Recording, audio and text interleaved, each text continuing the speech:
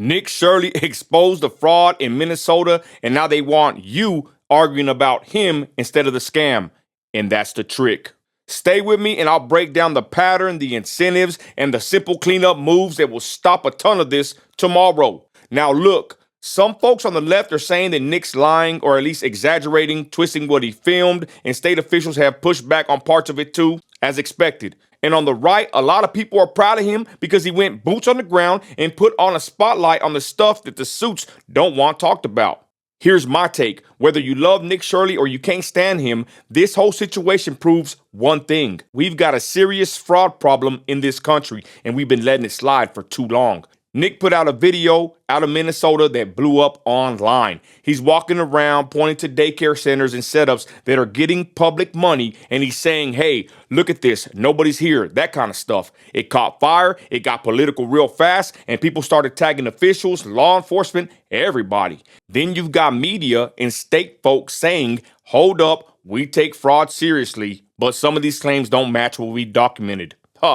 Cool, that's normal. That's why you investigate. But here's what really makes me sick. The Nick is lying fight is just a distraction. They want this to turn into a personality war.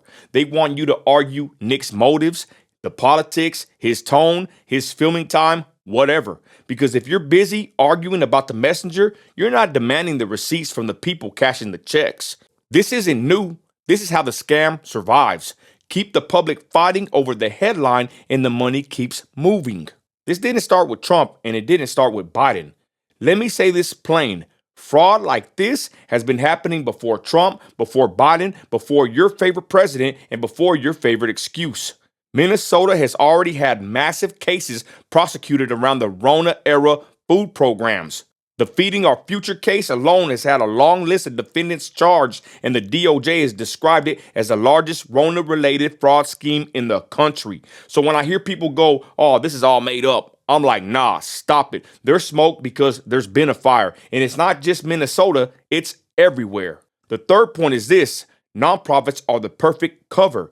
Now, here's the part I've been warning people about for a long time.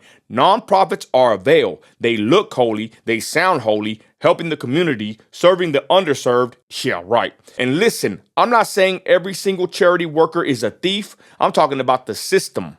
Because that label gives people a halo, and that halo makes oversight weak. Politicians love photo ops with nonprofits. Businesses love donating for tax breaks and good PR, and bureaucrats love shoving money out the door so they can say they funded solutions, supposedly. And in the middle of all that, you got a cesspool where scammers can hide behind good intentions and people. I'm going to say my piece, and I know it makes people mad. I believe 99% of nonprofits are scams or have turned into scams. That's my opinion from what I've seen with my own eyes over and over. Not because helping people is wrong, because the incentives are rotten. If a nonprofit gets paid based on serving people, guess what happens? The numbers get padded, the programs get stretched, and the paperwork starts lying. I ain't gonna lie, today someone left a comment on my Facebook post and man, it hit me hard. And you know what he said? This person said the American taxpayer is complicit in this fraud. Someone told me that today and it punched me in the chest. And I hated hearing it, but it's a great point because this is our money. We complain, we rant, we share memes, we cuss out the government, then we go right back to sleep while the same machine keeps printing checks. If you don't demand audits, if you don't demand arrests, if you don't demand oversight, they treat that like permission. People are going to say, oh, so you hate poor people? Nope. They'll say, you're attacking communities? Nope. They'll say, it's just a few bad apples. Okay, then why do we keep seeing the same few bad apples in the same types of programs over and over again? And why are the same politicians always shocked after the money's gone? You don't have to worship Nick Shirley to admit something. When a viral spotlight hits, people suddenly move. Investigations get louder, officials start talking, communities start writing letters. That alone tells you something. And here's the part I keep coming back to.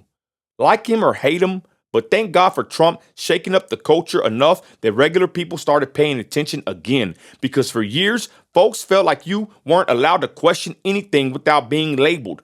Trump changed the air. He changed the game. And now you got a bunch of independent guys digging. You got regular citizens saying, hold up, something ain't right.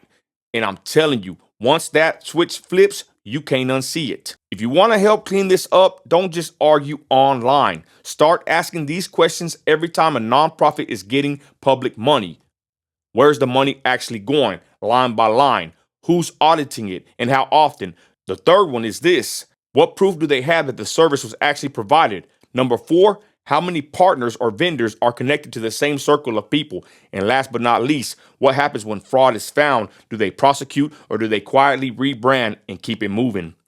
If we made those 5 questions normal, a whole lot of scams would die of sunlight. So yeah, Nick Shirley's getting attacked. Nick Shirley's getting praised, but that's not the real story.